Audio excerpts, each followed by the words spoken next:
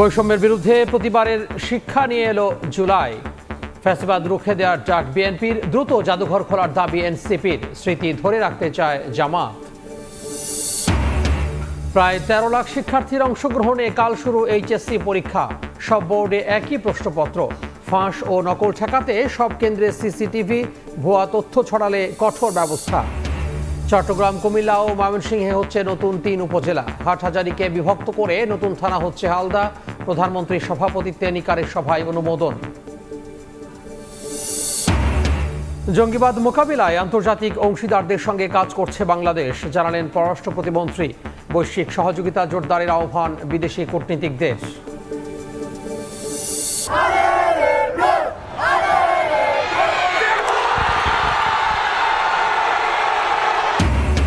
ফ্রান্সের অপ্রতিরোধ ছুটে চলায় সমর্থকদের উল্লাস। গোল্ডেন বুট রেসের শীর্ষে এমবাপে। শেষ ১৬ই নরওয়েকে পেল ব্রাজিল। নকআউটে ৪ দশক পর মেক্সিকোর জয়।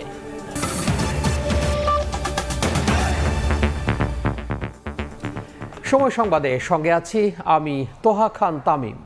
বৈষম্যের বিরুদ্ধে প্রতিবাদের শিক্ষা নিয়ে এলো জুলাই। ২৪-এর ১ জুলাই থেকে ৫ আগস্ট ৩৬ দিনের আন্দোলনে পতন হয় শেখ হাসিনা সরকারের। সরকারি হিসেবে শিশু সহ নিহত হন ৮ শতাধিক মানুষ, আহত হন আরও প্রায় ৩০,০০০, যাদের অনেকেই পঙ্গুত্ব বরণ করেছেন, কেউ বা চোখ হারিয়েছেন। বহু ত্যাগের বিনিময়ে ফ্যাসিবাদ মুক্ত হয় বাংলাদেশ। জুলাই আগস্টের রক্তাক্ত দিনগুলির কথা জানাচ্ছেন নাজমুস সালেহী।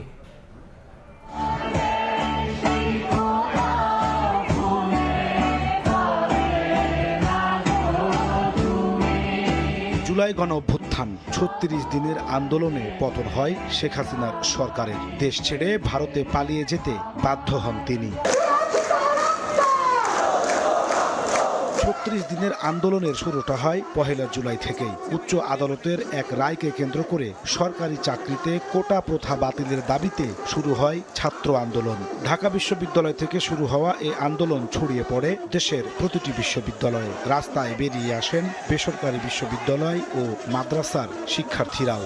শাহবাগ অবরোধ করে লাগাতার কর্মসূচি পালন করতে থাকেন শিক্ষার্থীরা। সরকারের দমন পীড়ন বাড়ার সঙ্গে সঙ্গে পাল্লা দিয়ে বাড়ে সাধারণ মানুষের অংশগ্রহণ। এক পর্যায়ে সহিংস আন্দোলনে রূপ নেয় কোটা বিরোধী আন্দোলন।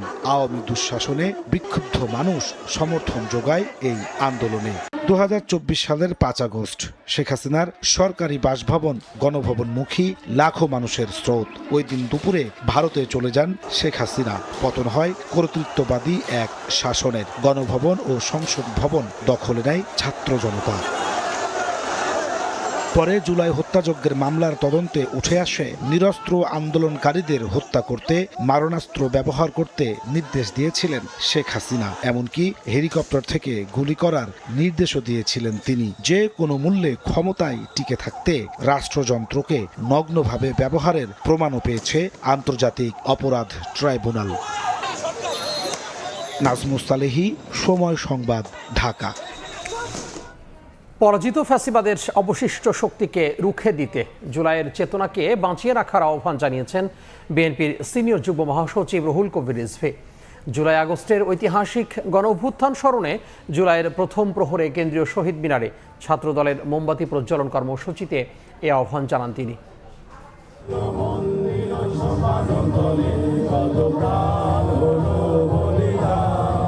বুধবার রাত ১২টা ১ মিনিট বাজার সঙ্গে সঙ্গেই মোমবাতি জ্বালিয়ে এবং নিরাপত্তা পালনের মাধ্যমে জুলাই গণ অভ্যুত্থান এবং ফ্যাসিবাদ বিরোধী আন্দোলনে শহীদদের প্রতি শ্রদ্ধা জানানো হয়।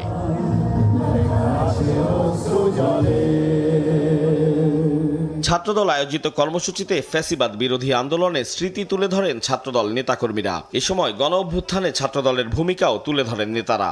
জাতীয়তাবাদী ছাত্রদল এবং বিএনপি জুলাইকে সবসময় ধারণ করে, জুলাইয়ের স্মৃতিকে ধারণ করে, কারণ তারা বিশ্বাস করে যে জুলাই কোনো বিক্রয়যোগ্য চেতনানাশক ওষুধ নয়। এই অভ্যুত্থানে সবচেয়ে বেশি রক্ত যারা দিয়েছে, সবচেয়ে বেশি জুলুমের শিকার যারা হয়েছে, সবচেয়ে বেশি দানের ক্ষতি হয়েছে, সেই সংগঠনের নাম জাতীয়তাবাদী ছাত্রদল। শহীদ আবু সাইদ, শহীদ ওয়াসিম, শহীদ মুগ্ধ, শহীদ রাব্বি সহ বাংলাদেশ জাতীয়তাবাদী ছাত্রদলের যে 142 জন নেতা কর্মী ও সমর্থক শহীদ হয়েছে। প্রধান অতিথির বক্তব্যে প্রধানমন্ত্রীর রাজনৈতিক উপদেষ্টা রুহুল কবির রিজভী আহমেদ বলেন, ফ্যাসিবাদ বিরোধী আন্দোলনের চূড়ান্ত বহিঃপ্রকাশ ঘটেছে ২৪-এর গণঅভ্যুত্থানে। বলেন, জুলাইয়ের শহীদদের আত্মত্যাগ অন্যায়ের বিরুদ্ধে লড়াইয়ের প্রেরণা যোগায়। শুধু আলো প্রজ্বলিত শুধু একদিনের জন্য নয়, প্রতিদিন সব কটা জানালা আমাদের খুলে রাখতে হবে। ওই শহীদরা আসবে, চুপি চুপি আসবে, আমাদের স্মৃতিতে তারা ধারণ করব। আমরা ধারণ করে আমাদের মনের মধ্যে যাতে কোনো ধরনের বিবেকহীন কোনো স্বপ্ন না জাগ্রত হতে পারে, সেই তাড়নাটা তারা দেবে। রিজভী বলেন, শহীদদের চেতনা ভবিষ্যতে কোনো স্বৈরাচার, ফ্যাসিবাদ বা গণবিরোধী শক্তিকে মাথাচাড়া দিয়ে উঠতে দেবে না। জাগ্রত তরুণ সমাজ, ছাত্র সমাজ তারা কোনোদিন ঘুমায় না। আতাউর কাউসার, সময় সংবাদ, ঢাকা। গণহত্যার দায়ে দণ্ডিত শেখ হাসিনাকে দেশে ফিরিয়ে দ্রুত ফাঁসির রায় কার্যকরের দাবি জানিয়েছে জাতীয় নাগরিক পার্টি এনসিপি। জুলাই অভ্যুত্থানের দ্বিতীয় বার্ষিকীতে রায়ের বাজারে গণঅভ্যুত্থানে শহীদদের গণকবর জিয়ারত শেষে নাহিদ ইসলাম বলেন, জুলাইয়ের সব হত্যা মামলার কার্যক্রম দ্রুত নিষ্পত্তি করতে হবে। ৫ আগস্টের মধ্যে খুলে না দিলে জনগণই জুলাই স্মৃতি জাদুঘরের দুয়ার খুলবে বলে হুঁশিয়ার করেন এনসিপির আহ্বায়ক। ২৪-এর উত্তাল জুলাই সম্মিলিত প্রতিরোধের মুখে পতন ঘটে আওয়ামী লীগ সরকারের। দেশ ছাড়তে বাধ্য হয়েছিলেন তৎকালীন প্রধানমন্ত্রী শেখ হাসিনা। স্বৈরাচারী শাসন ব্যবস্থার অবসান ঘটাতে সরকারি হিসেবে প্রাণ যায় ৮ শতাধিক ছাত্র জনতার। জুলাই গণ অভ্যুত্থানের শহীদ অনেককেই বেওয়ারিশ হিসেবে দাফন করা হয় রাজধানীর রায়েরবাজার কবরস্থানে। রক্তাক্ত সেই জুলাইয়ের স্মরণে প্রথম দিনেই শহীদদের স্মরণে রায়েরবাজার জাতীয় নাগরিক পার্টি এনসিপির শীর্ষ নেতারা গণকবর জিয়ারত করে শহীদদের আত্মার শান্তি কামনায় দোয়া ও মোনাজাত করা হয়। পরে সাংবাদিকদের সঙ্গে কথা বলেন এনসিপির শীর্ষ নেতারা। জুলাই আন্দোলনের স্মৃতিচারণ করেন এনসিপির মুখ্য সংগঠক সার্জিস আলম। কোটা সংস্কারের আন্দোলন শুরু করেছিল, সেখান থেকে এক দফার যে গণঅভ্যুত্থান স্বৈরাচার পতনের আন্দোলন, সেটা ৫ই আগস্টে গিয়ে পৌঁছায়। জুলাই হত্যা মামলার কার্যক্রম ধীরগতিতে চলছে জানিয়ে দলের আহ্বায়ক নাহিদ ইসলাম বলেন, দ্রুত এসব মামলার নিষ্পত্তি হওয়া দরকার। দাবি করেন দ্রুত শেখ হাসিনাকে ফিরিয়ে ফাঁসির রায় কার্যকরের। শেখ হাসিনার মামলার রায় হয়ে রয়েছে, আমরা আশা করব যে শেখ হাসিনাকে সহ জুলাই গণহত্যাকারী এবং ওসমান হাদির হত্যাকারী যারা ভারতে পালিয়ে রয়েছে তাদেরকে দেশে এনে বিচারে কাঠগড়ায় দাঁড় করানো হবে এবং শেখ হাসিনার ফাঁসির রায় সেটি কার্যকর করা হবে। গণ অভ্যুত্থানের বার্ষিকীতে জুলাই স্মৃতি জাদুঘর খুলে না দিলে জনগণ নিজ দায়িত্বে সেটি উদ্বোধন করবে বলেও হুঁশিয়ারি করেন নাহিদ। ৫ই আগস্টের মধ্যে জুলাই জাদু হবে, না হলে জনগণ নিজেরাই সেই জাদুঘর কিন্তু খুলে নেবে এবং নিজেরাই সেই জাদুঘরে যাওয়ার ব্যবস্থা করবে। জুলাই সনদ ও গণভোটের রায় বাস্তবায়নের পাশাপাশি রাষ্ট্রকাঠামো সংস্কারে এই আন্দোলন চলবে বলে মন্তব্য করেন এনসিপির নেতারা। মাসুদুর রহমান, সময় সংবাদ, ঢাকা। জুলাই আন্দোলনের স্মৃতি ধরে রাখতে সরকার পর্যাপ্ত বরাদ্দ রাখেনি বাজেটে। সংসদের এলডি হলে বাজেট পরবর্তী মতবিনিময় সভায় কথা বলেছেন বিরোধী দলীয় নেতা ও জামাত আমির ডাক্তার শফিকুর রহমান।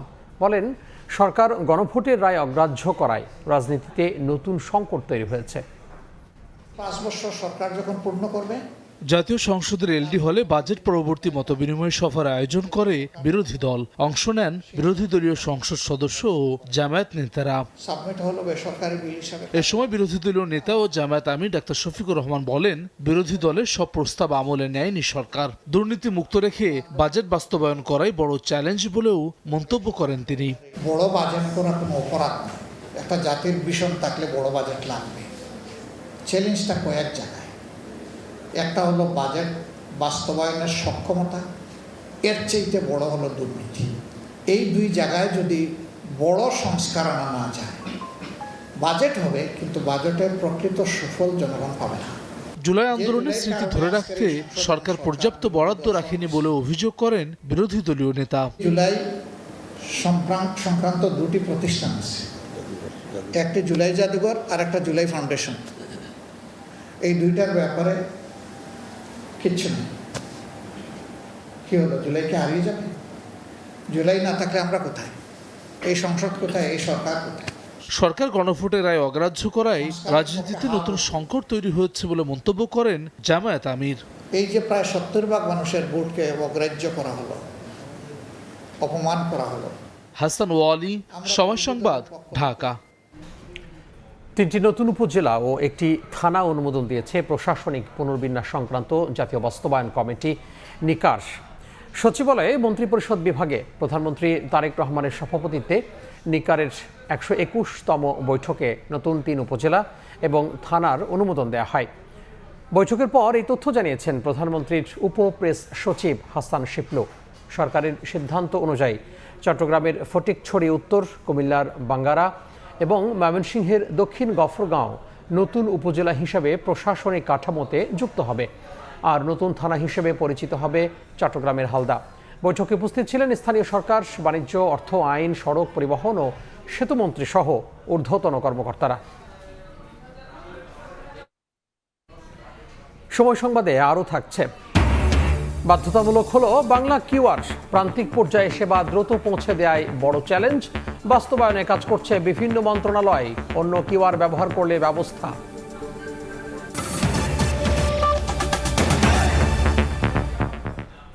কাল শুরু হচ্ছে এইচএসসি ও সমমানের পরীক্ষা। এবারই প্রথম সব শিক্ষা বোর্ডে একই প্রশ্নপত্রে পরীক্ষা হবে।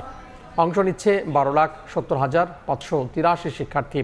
নকল ও প্রশ্ন ফাঁস ঠেকাতে, অনাকাঙ্ক্ষিত ঘটনা ঠেকাতে সব কেন্দ্রে সিসিটিভি ক্যামেরা স্থাপন করে মন্ত্রণালয়ে মনিটরিং করা হবে বলে জানিয়েছেন শিক্ষামন্ত্রী। সামাজিক মাধ্যমে বিভ্রান্তিকর তথ্য ছড়ালে কঠোর ব্যবস্থার হুঁশিয়ারি মন্ত্রীর। অভিন্ন প্রশ্নপত্রে বৃহস্পতিবার থেকে শুরু হচ্ছে চলতি বছরের এইচএসসি ও সমমানের পরীক্ষা। এতে অংশ নিচ্ছে 12,70,583 শিক্ষার্থী। এই সমস্ত বিষয়গুলো উচ্চ মাধ্যমিক পরীক্ষা শুরুর আগের দিন সচিবালয়ে সংবাদ সম্মেলন তুলে ধরা হয় পরীক্ষা সংক্রান্ত খুঁটিনাটি নানা তথ্য। সকল বোর্ডে মোট পরীক্ষার্থীর সংখ্যা 12,70,583 জন। শিক্ষা উপদেষ্টা মাহাদি আমিন বলেন, ভয় নয়, শিক্ষার্থীরা যাতে সুন্দর পরিবেশে পরীক্ষা দিতে পারে সেই ব্যবস্থা নেওয়া হচ্ছে। পুলিশ, প্রশাসন এবং এই পরীক্ষার সাথে সম্পৃক্ত যারা রয়েছেন তাদের প্রত্যেকের প্রতি আমাদের সরকারের কাছ থেকে নির্দেশনা থাকবে যেন সুন্দর, স্বতঃস্ফূর্ত এবং আন্তরিকতাপূর্ণ একটা পরিবেশ নিশ্চিত করা হয়। আমাদের শিক্ষার্থীরা যেন ভীতি বা চাপে না থেকে এমন একটা পরিবেশে পরীক্ষা দিতে পারে। সাংবাদিকদের প্রশ্নের জবাবে শিক্ষামন্ত্রী বলেন, পরীক্ষা নিয়ে বিভ্রান্তিকর তথ্য ছড়ালে নেওয়া হবে কঠোর ব্যবস্থা। ফলাফল পুনর্মূল্যায়নে প্রয়োজনে খাতার স্যাম্পল খতিয়ে দেখা হবে। এক্সামের সম্পর্কে কিছু সোশ্যাল মিডিয়া বিভ্রান্তিকর নিউজ দিয়েছেন। এবার সেই ব্যাপারে সাইবার আইনও হয়েছে। এই ধরনের বিভ্রান্তকর নিউজ যদি কেউ ছড়ায়, সাথে সাথে তাদেরকে আইনের কাছে সোপর্দ করতে হবে। এবার আমরা পরীক্ষার খাতা নিরীক্ষণ করা মানে পুনর্এক্সামিন করার ব্যবস্থা আমরা এই আইনের মধ্যে রেখেছি। এমনকি এক্সামিনাররা সঠিকভাবে খাতা দেখছেন কিনা সেটাও আমরা এবার স্যাম্পলিং করে বোর্ডগুলিতে খাতা নিয়ে আমরা দেখব। প্রশ্নপত্র ফাঁসসহ যে কোনো অপ্রীতিকর ঘটনা এড়াতে কেন্দ্রীয় মনিটরিংয়ের আওতায় থাকবে সব কেন্দ্র, জানানো হয় ব্রিফিংয়ে। যে নিরাপত্তার জন্য যারা থাকছেন তাদের কাছে বডি ক্যামেরা থাকবেন। এবছর রেজিস্ট্রেশন করেও প্রায় 44% পরীক্ষার্থী ফর্ম পূরণ করেননি, এমন তথ্য তুলে ধরে শিক্ষা মন্ত্রণালয়। প্রসূন আশিস, সময় সংবাদ, ঢাকা।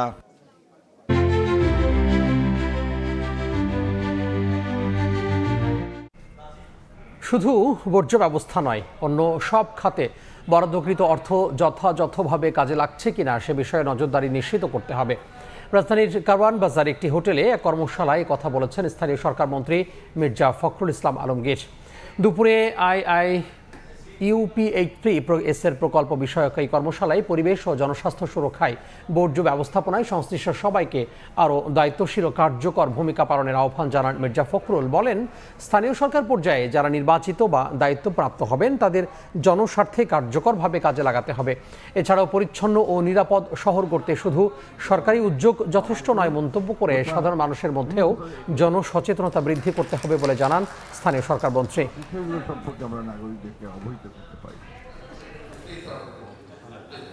অসংখ্য প্রজেক্ট লোকাল গভর্নমেন্টে, অসংখ্য, অনেক, আমি ঠিক বলতে পারবো না, বাট আউটপুট যেটা, সেই আউটপুটটা আমরা কতটুকু পাচ্ছি এটা দেখার মধ্যে সময় এসে গেছে।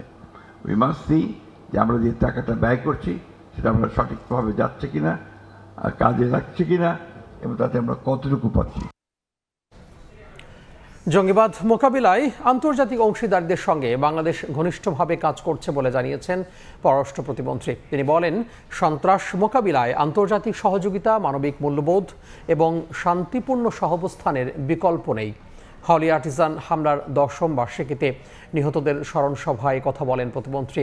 এমন ঘটনার পুনরাবৃত্তি ঠেকাতে বৈশ্বিক সহযোগিতা আরও জোরদারের আহ্বান জানান ইতালির রাষ্ট্রদূত। 2016 সালের 1 জুলাই রাজধানীর গুলশানের হলি আর্টিজান বেকারিতে সন্ত্রাসী হামলা শোকাভিভূত করেছিল বাংলাদেশ সহ বিশ্ব সম্প্রদায়কে। এই নৃশংস হামলায় 22 জন নিহত হন। তাদের মধ্যে 9 জন ইতালির, 7 জন জাপানের, 1 জন ভারতের এবং হামলা নিয়ন্ত্রণে পুলিশ সহ বাংলাদেশের 3 জন নিহত হন। তাদের একজন ছিলেন বাংলাদেশি বংশোদ্ভূত মার্কিন নাগরিক। হামলার 10ম বার্ষিকী উপলক্ষে বুধবার রাজধানীতে ইতালির রাষ্ট্রদূত আন্তোনিও আলেসান্দ্রোর সরকারি বাসভবনে নিহতদের স্মরণে অনুষ্ঠানের আয়োজন করে ঢাকাস্থ ইতালি দূতাবাস। অনুষ্ঠানে কূটনৈতিক অঙ্গনের সদস্য, নিহতদের স্বজন, হামলা থেকে বেঁচে ফেরা জিম্মি এবং বিভিন্ন দেশের প্রতিনিধি অংশ নেন। জাপানের রাষ্ট্রদূত সাইদা শিনিচি, ভারতের হাই কমিশনার দীনেশ ত্রিবেদী, ফিলিস্তিনের রাষ্ট্রদূত ইউসুফ এস ওয়াই রামাদান, ইউরোপীয় ইউনিয়নের রাষ্ট্রদূত মাইকেল মিলার এবং মার্কিন দূতাবাসের কর্মকর্তারা নিহতদের প্রতি শ্রদ্ধা জানান। ফুলেল শ্রদ্ধা জানান পররাষ্ট্র প্রতিমন্ত্রী শামা ওবায়দ ইসলামও। মর্মান্তিক সেই ঘটনার স্মরণে 1 মিনিট নীরবতা পালন করা হয়। স্মরণসভায় বক্তারা বলেন, এ ধরনের ট্র্যাজেডি যেন আর কখনো ফিরে না আসে, সে লক্ষ্যে বৈশ্বিক সহযোগিতা আরও জোরদার করা প্রয়োজন। The terrorists sought to sow hatred and fuel division between the people of Bangladesh and the international community. Instead, what emerged was a strengthened sense of solidarity and a heightened awareness of the value of dialogue among peoples and of our shared commitment to combating violence. Holey Artisan হামলাকে বাংলাদেশের ইতিহাসে এক কালো অধ্যায় উল্লেখ করে পররাষ্ট্র প্রতিমন্ত্রী বলেন, জঙ্গিবাদ মোকাবিলায় আন্তর্জাতিক অংশীদারিত্বের সঙ্গে ঘনিষ্ঠভাবে কাজ করে যাচ্ছে Bangladesh. Most importantly, we have ensured accountability by bringing the perpetrators to justice through the appropriate legal process. Also, Bangladesh continues to contribute to global counter-terrorism efforts while promoting peace, security and sustainable development. And terrorism can never be justified on political, religious, ideological or any other grounds. Our government remains steadfast in its determination to confront terrorism and violent extremism at all spheres.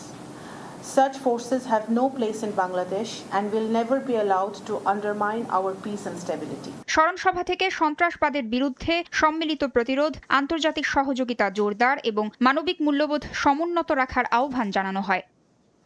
Tasnia Nishat, মিম, সময় সংবাদ, ঢাকা। বাধ্যতামূলক হলো বাংলাদেশ ব্যাংকের Bangla QR. অন্য কোনো QR ব্যবহার করা হলে সংশ্লিষ্ট প্রতিষ্ঠান বা সেবাদাতার বিরুদ্ধে ব্যবস্থা নেওয়া হবে বলে জানিয়েছে কেন্দ্রীয় ব্যাংক। প্রথম দিনের পর্যালোচনায় বাংলাদেশ ব্যাংক জানায়, বাংলা কিউআর এখন জাতীয় ইস্যু, যা বাস্তবায়নে কাজ করছে বিভিন্ন মন্ত্রণালয়। প্রান্তিক পর্যায়েও নিশ্চিত করা হবে এই সেবা।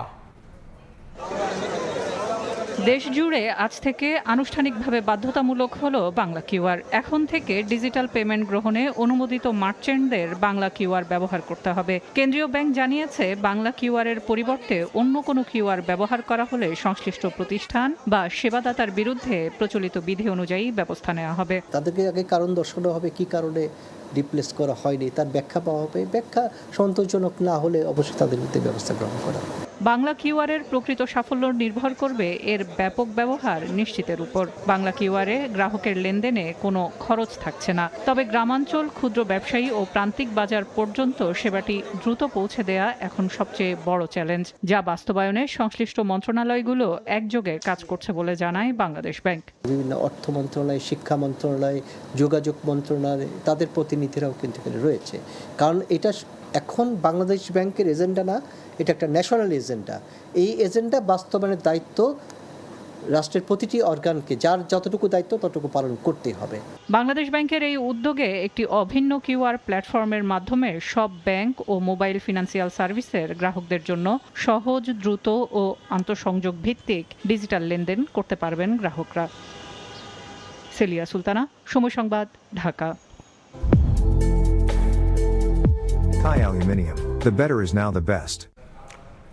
দেশের বাইরের খবর। অবশেষে জন্মসূত্রে নাগরিকত্ব আইন বাতিলে ট্রাম্প প্রশাসনের আদেশ খারিজ করে দিলেন মার্কিন সুপ্রিম কোর্ট। 6-3 ভোটের রায় বহাল থাকলো 150 বছরের সাংবিধানিক নজির। সুপ্রিম কোর্টের আর রায় দেশের জন্য খুবই দুর্ভাগ্যজনক উল্লেখ করে পদক্ষেপ নিতে কংগ্রেসকে আহ্বান জানিয়েছেন মার্কিন প্রেসিডেন্ট। যুক্তরাষ্ট্র থেকে বিস্তারিত জানাচ্ছেন লস্কর আল মামুন।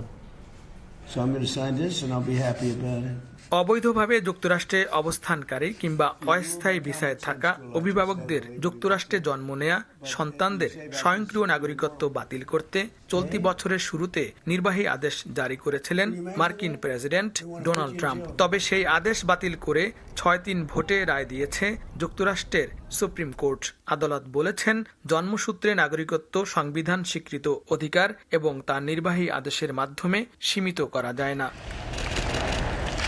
প্রধান বিচারপতি জন রবার্টস সংখ্যাগরিষ্ঠ মতামতে বলেন, যেসব বাবা মা অবৈধভাবে বা সাময়িকভাবে যুক্তরাষ্ট্রে অবস্থান করছেন তাদের সন্তানরাও মার্কিন সংবিধান অনুযায়ী জন্মের সঙ্গে সঙ্গেই নাগরিক। তিনি গৃহযুদ্ধ পরবর্তী সময়ে পাশ হওয়া সংবিধানের 14 সংশোধনীর ইতিহাস তুলে ধরে বলেন, এই সংশোধনী যুক্তরাষ্ট্রে জন্মগ্রহণকারী প্রত্যেক ব্যক্তির নাগরিকত্ব নিশ্চিত করেছে। রায়ে তিনি লিখেছেন, নাগরিকত্ব তখনও এবং এখনও অধিকারের অংশ। এদিকে আদালতের এই রায়ের সমালোচনা করেছেন মার্কিন প্রেসিডেন্ট ডোনাল্ড ট্রাম্প। যুক্তরাষ্ট্রের জন্য এটি দুঃখজনক সিদ্ধান্ত উল্লেখ করে মার্কিন জন্মসূত্রে নাগরিকত্ব বাতিল করতে কংগ্রেসকে আহ্বান জানিয়েছেন তিনি। লস্কর আল মামুন, সময় সংবাদ, যুক্তরাষ্ট্র। ফিফা বিশ্বকাপের খবর। ভয়ঙ্কর সুন্দর ফুটবল খেলে প্রত্যাশিতভাবেই রাউন্ড অফ 16 নিশ্চিত করল হট ফেভারিট ফ্রান্স। সুইডেনকে 3-0 গোলের ব্যবধানে হারিয়েছে দেশমের দল। জোড়া গোল করে এবারের বিশ্বকাপে মেসিকে সরিয়ে গোল্ডেন বুটের লড়াই এখন শীর্ষে কিলিয়ান এমবাপে। এই ফ্রান্সকে থামাবে কে? আর যেই হোক, সুইডেন হয়তো নয়, সেটা অনুমেয় ছিল। গেল 3 ফিফা বিশ্বকাপে সবচেয়ে সফল এবং ধারাবাহিক দল দিদিয়ের দেশমের লে ব্লুজ আরও একবার শিরোপার পথে অপ্রতিরোধ্য তারা। সহজ প্রতিপক্ষকে নিয়ে একরকম ছেলে খেলা করে সাবেক বিশ্ব চ্যাম্পিয়নরা।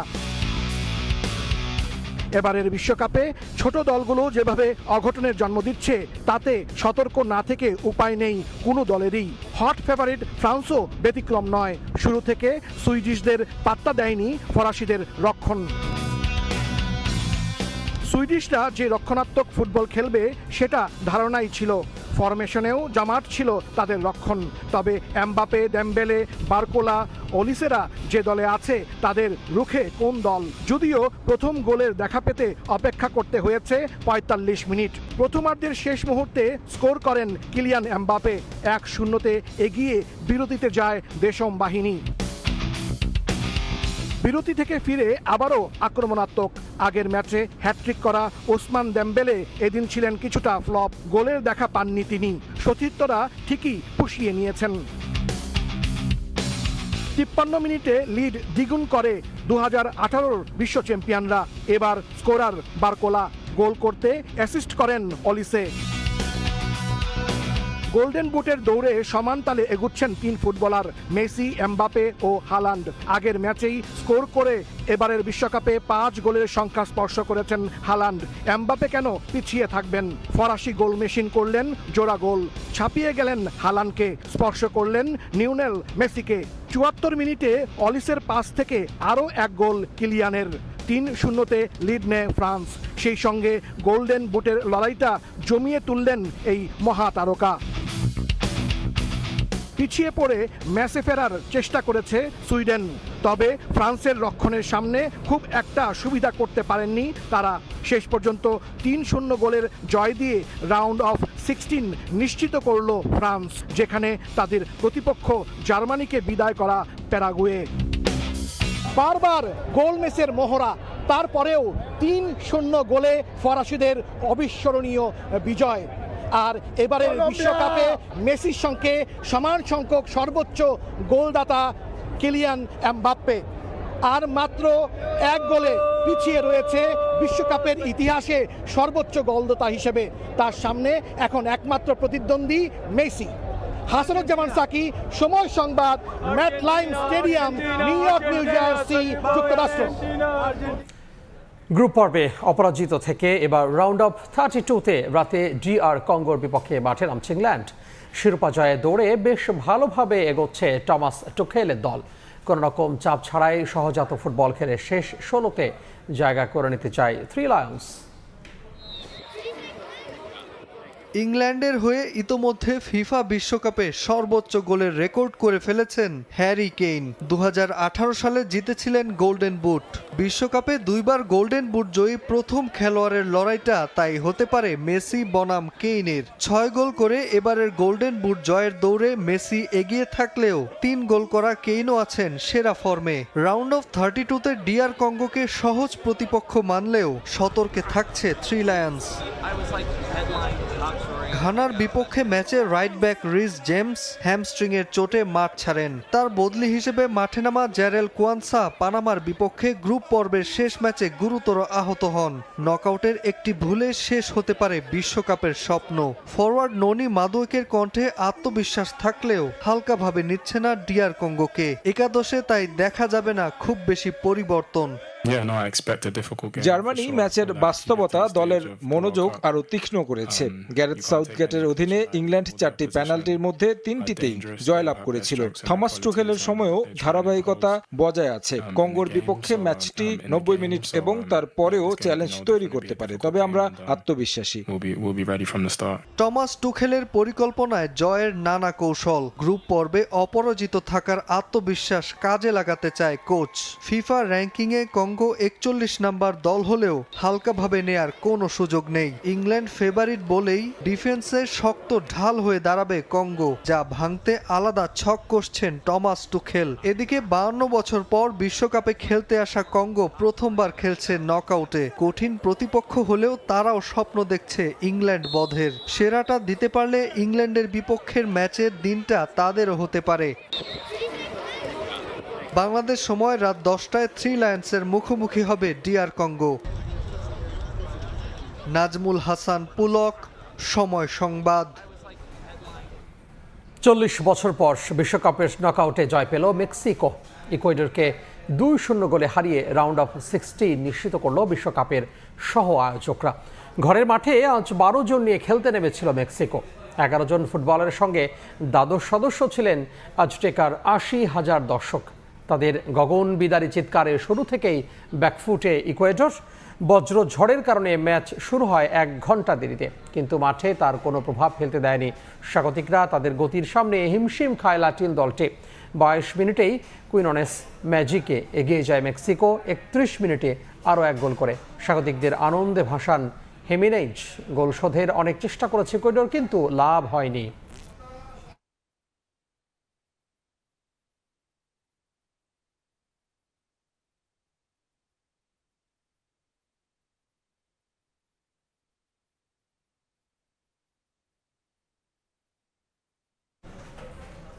এই পর্যায়ে শীর্ষ সংবাদগুলো জানিয়ে দেব আরও একবার। বৈষম্যের বিরুদ্ধে প্রতিবাদের শিক্ষা নিয়ে এলো জুলাই। ফ্যাসিবাদ রুখে দেওয়ার ডাক বিএনপির, দ্রুত জাদুঘর খোলার দাবি এনসিপির। স্মৃতি ধরে রাখতে চায় জামাত। প্রায় 13 লাখ শিক্ষার্থীর অংশগ্রহণে কাল শুরু এইচএসসি পরীক্ষা। সব বোর্ডে একই প্রশ্নপত্র। ফাঁস ও নকল ঠেকাতে সব কেন্দ্রে সিসিটিভি। ভুয়া তথ্য ছড়ালে কঠোর ব্যবস্থা। এবং চট্টগ্রাম, কুমিল্লা, ময়মনসিংহে হচ্ছে নতুন 3 উপজেলা। হাটহাজারীকে বিভক্ত করে নতুন থানা হচ্ছে হালদা। প্রধানমন্ত্রীর সভাপতিত্বে নিকারে সভায় অনুমোদন।